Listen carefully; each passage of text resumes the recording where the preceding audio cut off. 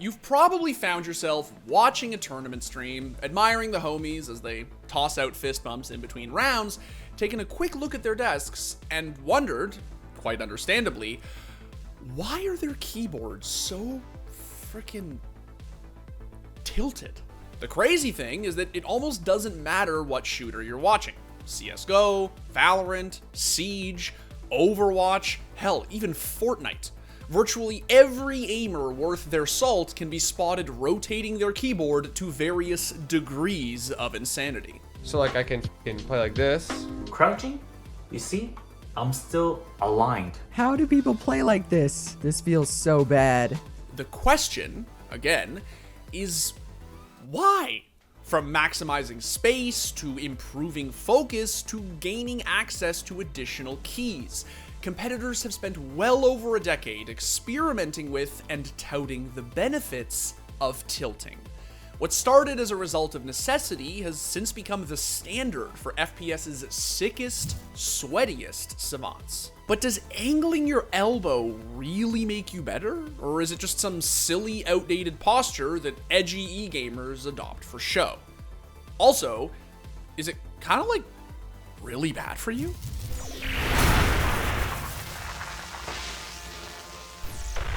Okay, so before we start cranking our elbows into some truly cursed configurations, do me a favor and one tap that thumbs up, spray transfer your way on over to the subscribe button, and finish things off by USPing those notifications on. Was that lame? That felt really lame. Like, super lame. Alright, look, I know I talk a lot of smack about League of Legends players, but if that is honestly the only esport you watch, there's a very decent chance that this is the first you've ever heard of players tilting their keys at weird inclines. How steep are said inclines? Well, it depends. Some are slight, some are this. So how did it start? Well, it's hard to say for certain, since keyboard tilting seems to be one of those things that's just as old as FPS itself. You see, back in the day, we boomers weren't equipped with adjustable RGBified desks the size of workbenches and desk mats the size of those who use them. No. What we had were dingy, decrepit school tables that our parents made us repurpose from the nearest curb. And they made us carry that shit home, too. Uphill, both ways, in a snowstorm, while doing our chores. The worst that you had to deal with was mommy limiting your screen time so you couldn't play Minecraft on the iPad before attending the Fortnite concert. F***ing Zoomers. Dimitri might be an elitist boomer, but for once, I have to agree with him. Anyway, gross exaggerations aside, most of esports' greatest groundbreakers did actually cut their teeth on some scuffed ass setups. Look at Stewie, for instance. Dude literally spent his high school years hitting op flicks in a frickin' drawer. Or North American Dota divinity Fear, whose rickety TI1 era ensemble has become not only a meme, but a measure of how hard he had to hustle to make his career work. So I didn't have a monitor, so I went to my friend and he had a spare CRT monitor, so I got that. And then obviously I have 2 books here to punch that up so I can actually see the monitor, so it's kind of a ghetto setup. What such setups engendered, of course, is a profound lack of space. And when your esport of choice is a tactical shooter, that can be a massive problem. Why? Sensitivity.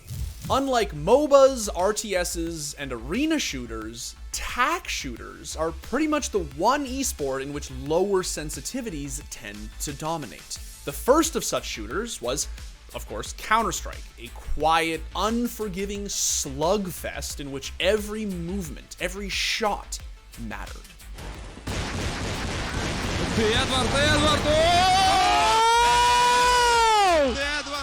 There were, of course, maniacs, like Hiko, whose solution to the small desk and/or pad dilemma was to run an absurdly high sensitivity.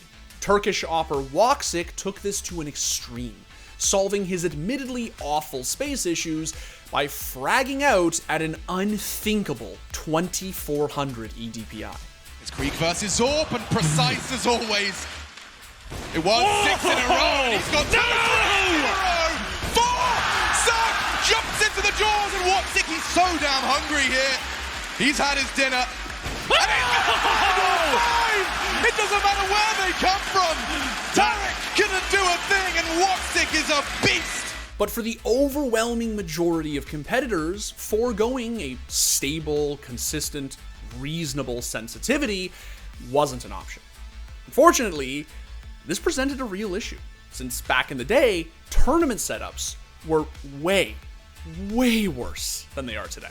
Players were stuffed like sardines onto stages that looked like they'd been the stomping grounds of a Microsoft reveal panel circa 1995. Ask any player who's really been around, and they'll tell you some bone-chilling stories about the conditions in which they've competed. So, in an effort to make the most out of the meager, miserable space they were afforded, they did the stupidest, silliest, most effective thing they could think of. Tilt that shit. And now, the guy who actually knows what he's talking about. Presented by AMD. Hold on, this is a segment? And somebody bought it? You're telling me that AMD wanted to sponsor me making fun of Dimitri? Like, the AMD, the semiconductor company. Like, Radeon graphics and my favorite processors, AMD? As a tech guy, that's something I can get behind.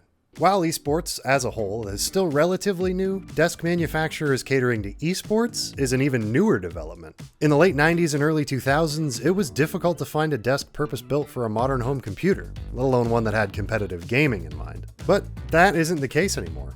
We've seen innovations from large adjustable height desks, monitor arms that flex in every direction, and chairs with more engineering than a space shuttle. Young gamers today are free to adopt nearly any sitting position, and specifically keyboard positioning, that feels comfortable to them. Which means, all the more reason to give it some thought. How you position your keyboard has some pretty far-reaching effects on your muscles, joints, and tendons, from your fingers, all the way up to your shoulders, neck, and back. But I'm getting ahead of myself. We have an actual ergonomics expert who's going to be able to explain this way better than I can. And with physical therapists and ergonomics experts finding homes at some of the biggest esports orgs, we're likely going to continue to see the refinement of sitting positions and keyboard tilt. Wouldn't it be nice not to have to worry about the inordinate amount of space your esports players take up with their gaudy, indulgent peripheral setups? Oh wait, that's just console esports. Imagine only needing desk space for a monitor, console, and some sort of audio hardware. While even I can't argue that the controller is a superior aiming peripheral when pitted against a mouse and keyboard, when it comes to esports tournament setups, especially open tournaments with dozens or even hundreds of teams, everyone in a console event is essentially competing with the same amount of body positioning freedom they enjoy at home. I'm glad AMD recognized where the real brains of this show is. But please, Dimitri, feel free to get into the specific ways that mouse and keyboard players have struggled against the very peripherals they worship, only to get first rounded at a local LAN because they don't have 10 feet of desk space. Now, keep in mind, this was eons before small, concise, 60 or 75% boards became a thing. These poor bastards were running full sizes, which meant that depending on how hard on the paint they went, they could actually be freeing up a ton of space. Which leads us to our sort of central guiding question. How many kinds of tilt are there? And how much is too much? Needless to say, there are literally hundreds of angles at which your switchboard can be slanted, including negative ones. So let's narrow it down to the most popular. For starters, you've got your classic run-of-the-mill straight edge. Catch your key loading into the knife round, baby, because it has got zero tilt. This is the style that I use, since A, I played Dota for a decade, and B, I like how it keeps my pinky situated naturally beneath my ring finger. Next, you've got your slight 5-degree tilt. This, I would venture, is the most widespread angle you'll ever see an FPS enthusiast adopt.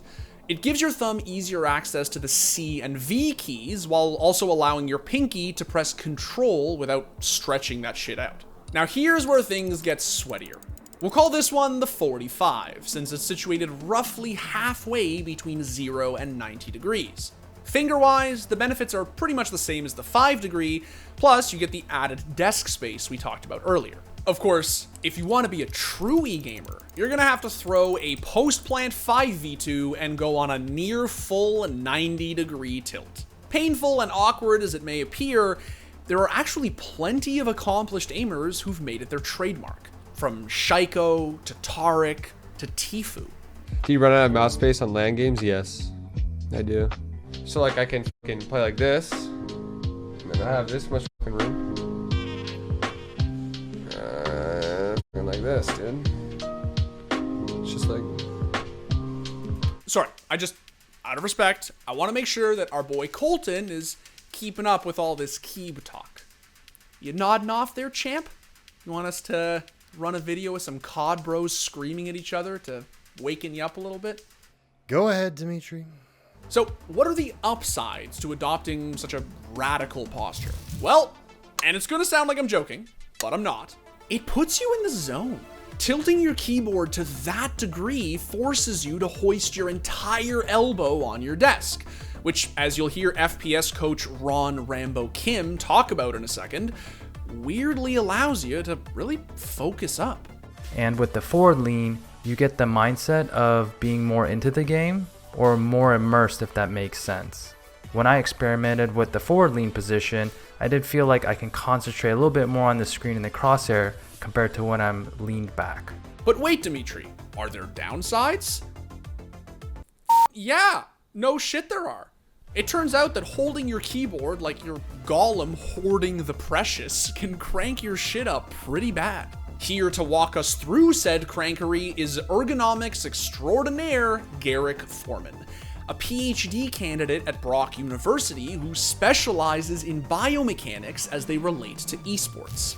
Tilting your keyboard, or even without the tilt of the keyboard, a lot of FPS players are always leaning forward towards the screen. They want the screen to be very close. So as soon as you start to lean into it, you know, your spine now is flexed, which means that a lot of the musculature around your spine has to be more active to make sure that you're not falling down, basically. Now, I know you're all 18-year-old sheesh spamming pipsqueaks who are gonna mentally check out as soon as I utter the word ergo, since, well, y'all think you're gonna live forever. But trust me when I say that ergonomics is not just boomer shit. It matters to all gamers a lot.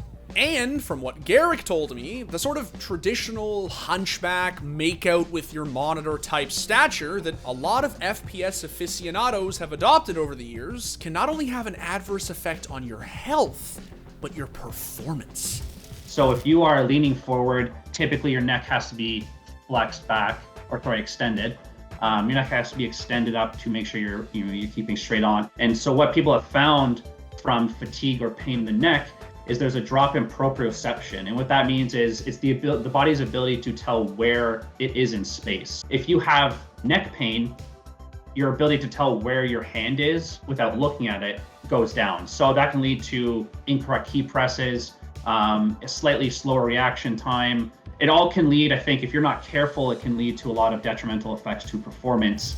Now, that's not to say that bending your board is always a bad thing. For starters, it really can give you access to some crazy configurations. Orienting your board vertically grants you access to keys that you just wouldn't be able to reach otherwise. I use X with my thumb, F with my thumb, C, V, B, and M, all that with my thumb. It's just better because if I was on a horizontal keyboard, like I wouldn't be able, I would have to reach a lot further to use that.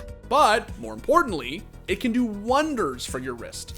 If you really look at your wrist, unless you position very specifically to make your wrist straight, your wrist is going to be deviated a little bit towards your ulna, which is the bone beside your pinky. And in ergonomics, our goal pretty much always is to keep things neutral. So it makes sense, yes, that there would be that a slight tilt to it puts your wrist in a more neutral spot. It also, I think, is a bit more relaxed too, because the way your elbows come out, especially if you're sitting with armrests, your elbows are naturally out a bit, which means that if you're coming in straight to a mouse or a keyboard like this, your wrist has to be pointed out. But if you tilt a little bit, it just creates a straight line from your elbow down to your fingertips. So that makes a lot of sense that would be a benefit. I do find it a little bit more comfortable too. I do find myself putting it to a bit of a slant. So all in all, keyboard tilt isn't necessarily a bad thing. As with most things in life, a little can go a long way. And contrary to what I went into this project thinking, a super steep incline can actually up your game, as long as you orient your back and neck accordingly. So start experimenting, see what works for you. Just be cognizant of not only how you're gripping, but how you're sitting, since that stuff really matters. I've said it before, I'll say it again. Getting good is hard, but it shouldn't cause you actual physical pain. Stay safe out there. Now, I know you're all sheesh spamming, what the fuck is it? 18-year-old. Hey! Now I know you. Oh my glasses. Some filthy cat. Filthy F-wording. normie shit, Dimitri. COD bros are they're the league normies. The controller. Can you please put this in your interjection so I'm not the only one who everyone thinks is an elitist? Please? Can you put this? That's fucking great.